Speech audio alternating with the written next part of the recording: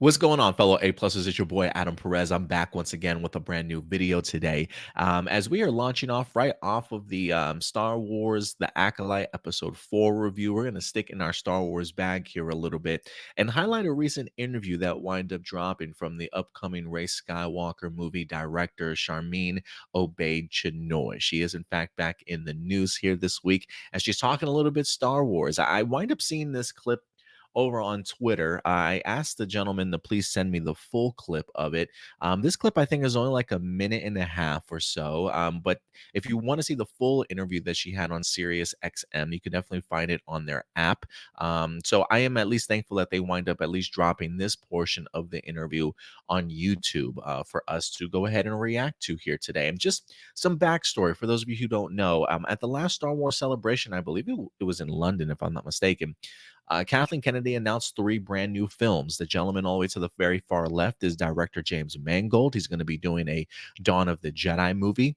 You've got Dave Filoni here in the middle that most people certainly know as really one of the creative minds behind the Clone Wars series, Rebels, Ahsoka, and now getting the opportunity to do a Star Wars film set in the New Republic era.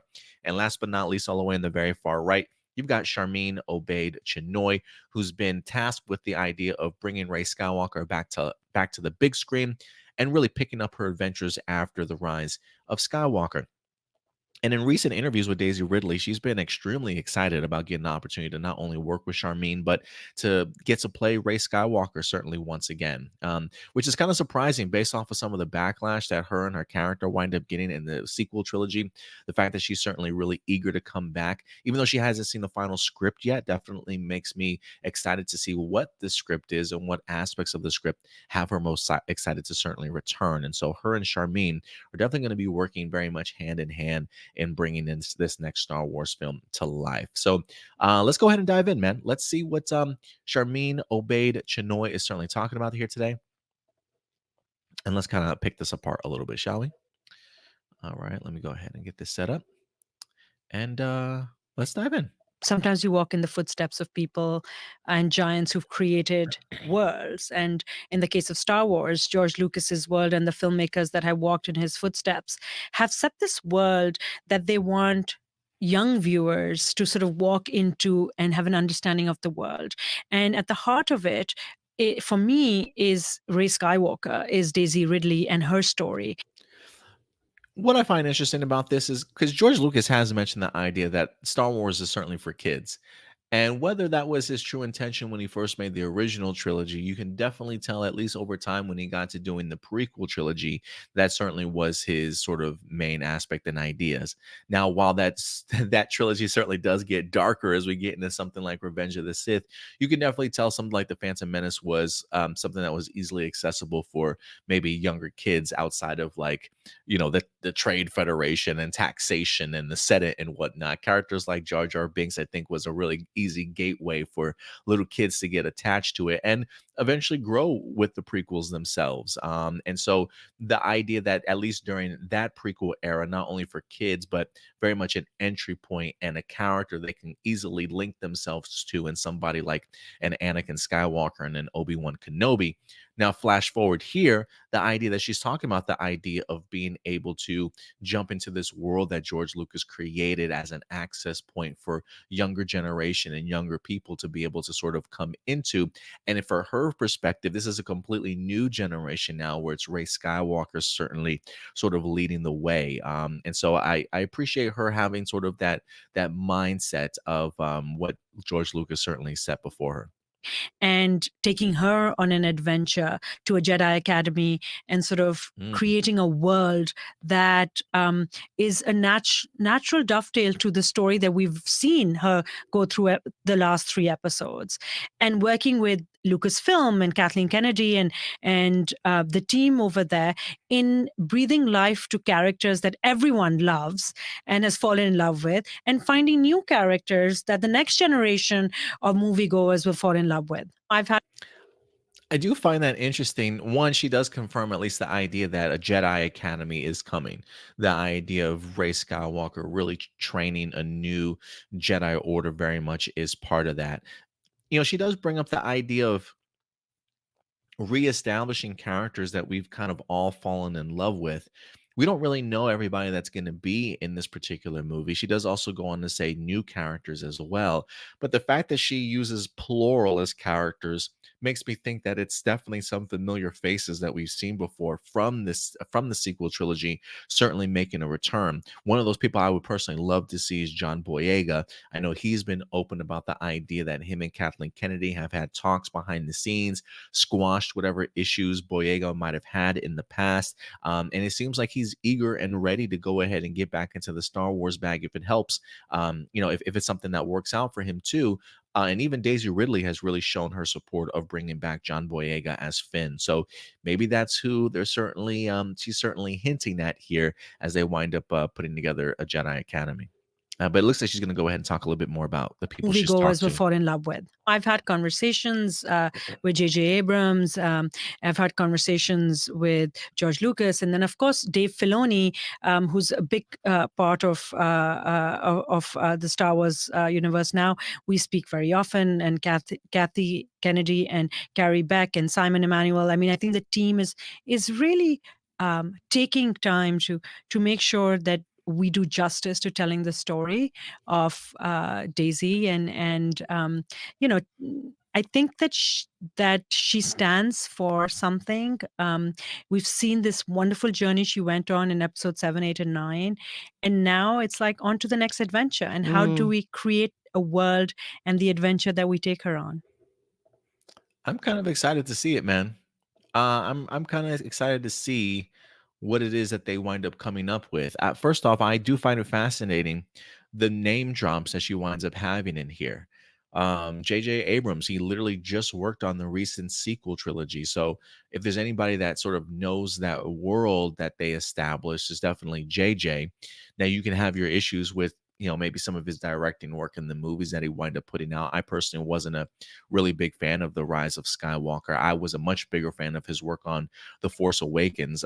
For me, I think saw that movie like 13 times in theaters. It was just a very fun ride and a fun adventure. And yeah, some repeat beats for sure that we've seen from past Star Wars movies, but there was an I don't know, just a fun adventure that I think J.J. Abrams was able to bring with it, with along with his style of filmmaking. And so, The Force Awakens is definitely one of my favorites out of the prequel trilogy.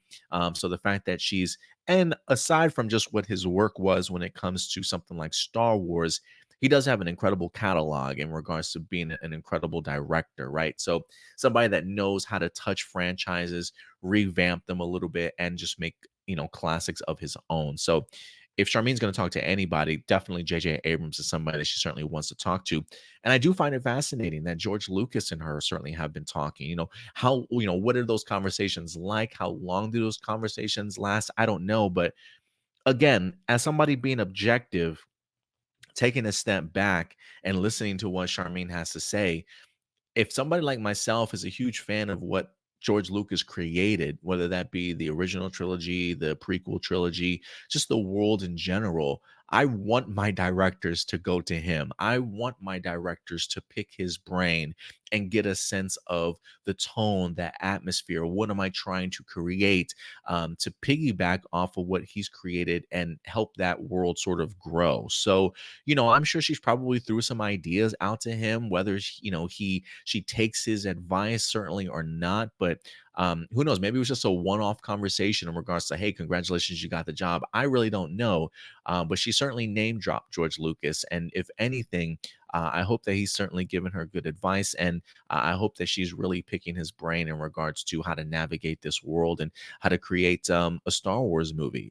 So I think that's really great, and also Dave Filoni too. I mean, literally like the heir to George Lucas. I do find it fascinating that Dave Filoni had this huge, huge following for so many years, and I'm sure he probably still does. But I'm definitely not blind to the idea of some Star Wars fans becoming very fickle when it comes to Dave Filoni and switching sides easily just based off of some of his work on The Mandalorian with Jon Favreau.